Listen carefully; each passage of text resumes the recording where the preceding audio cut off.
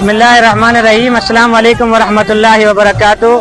हम पहले भी कहते थे कि हमारी पाक फौज हमेशा जिस तरह पहले मुस्तैद थी, तैयार थी, पहले से ज्यादा आज तैयार है। पाक फौज भी हमें पहले भी फख्र था, आज भी फख्र है। रात दुश्मन ने बुज़दिलाना हमला जो किया है 6 मई के रात को निहत्ते शहरियों पर और बच्चों के ऊपर बिला इश्तियाल जो हादसा किया है, फायरिंग की है, उसका जो उन्होंने मुंह तोड़ जवाब दिया है। आज के बाद अगर फिर अपनी किस्मत खराब होगी दुश्मन की तो फिर सोचेगा हमला करने का, वरना अगर गैरत होगी तो फिर नहीं सोचेगा। पाक फौज हमेशा ईमान और अमल की कुव्वत से लड़ती है।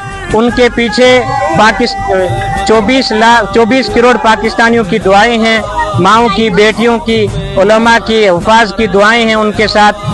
उन दुआओं के सहारे वो लड़ते हैं और जो कौम ईमान और अमल की कुव्वत से लड़ती है वो कौम कभी नहीं हारती। अगर दुश्मन ने फिर से ऐसी नापाक कोशिश की पाकिस्तान के ऊपर हमला करने की तो उनकी कब्रें हम हिंदुस्तान में ही बनाकर उनको हिंदुस्तान के अंदर ही दफन करके दम लेंगे इंशाअल्लाह ताला। पाकिस्तान जिंदाबाद, पाक फौज पाइंदाबाद।